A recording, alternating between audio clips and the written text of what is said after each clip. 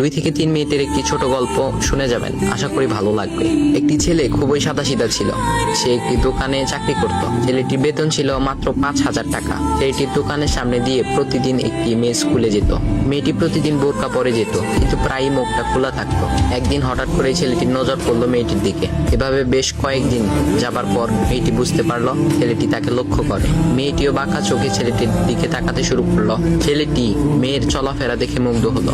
আফসোস করতে লাগলো, ইস, যদি আমিও আজ পড়াশোনা করতে পারতাম, তাহলে সাহস করে মেয়েটির সাথে কথা বলতে পারতাম। মেয়েটি বুঝতে পারলো ছেলেটি তাকে ভীষণ পছন্দ করে। তাই একদিন মেয়েটি ছেলেটির দোকানের পাশে দাঁড়িয়ে রইল।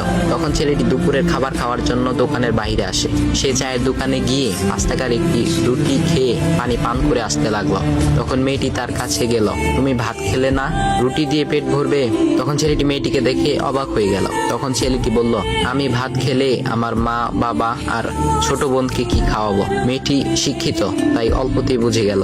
সে হাত ধরে বলতে লাগলো, তাহলে তুমি যে আমাকে পছন্দ করো, আমাকে কি খাওয়াবে? তখন ছেলেটি বলল, আমি তো তোমাকে আপন করে পাওয়ার জন্য দেখি না, কারণ সে যোগ্যতা আমার নেই। তবে এটা সত্যি যে তোমাকে দেখলে আমার খুব ভালো লাগে, তাই দেখি। মেয়েটি ছেলেটির কথা শুনে চোখের পানি ধরে রাখতে পারলো না। সে বুঝে গেল ছেলেটির চরিত্র ও ভাবনা অনেক সুন্দর। সেদিন মেয়েটি চলে গেল।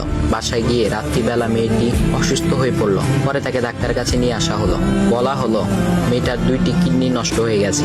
তখন মেয়ের বাবা ফোন করলো তার বন্ধুর ছেলেকে, যার সাথে বিয়ে দেওয়ার জন্য সে পাগল। কিন্তু মেয়েটি তার বাবার পছন্দের ছেলেকে বিয়ে করতে রাজি না, কারণ সে ছেলেটি টাকা থাকলেও কি হবে, তার চরিত্র খারাপ, সে লোভী। এদিকে মেয়েটির কোনো লোভ ছিল না। যাই হোক, হবু জামাই আসার পর তাকে সব খুলে বলল, তোমার থেকে একটি কিডনি খুলে আমার মেয়েকে দাও। তুমি তো বলছো আমার মেয়েকে তুমি অনেক ভালোবাসো, তাকে পেলে তুমি ভালো হয়ে যাবে, তাহলে আজ পরীক্ষা দাও। তখন ছেলেটি বলল, আমি আপনার রোগা মেয়েকে বিয়ে করতে পারবো না, আমার কি সুস্থ মেয়ের অভাব নাকি? এ বলে সে চলে গেল। বাবা তখন কেঁদে কেঁদে মেয়ের কাছে সব খুলে বলল।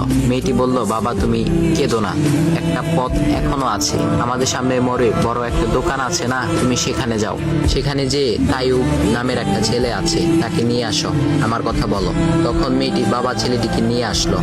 মেয়েটিকে দেখে ছেলেটির চোখ ভিজে পানি পড়তে লাগলো, কারণ মেয়ের বাবা তাকে সব খুলে বলেছে। তখন ছেলেটি মেয়েটিকে বলল, তুমি আমাকে একটা কিডনি দিবে? ছেলেটি বলল, কিডনি দেবার জন্যই আমি এসেছি। মেয়েটি তাকে বলল, তুমি কি চাও?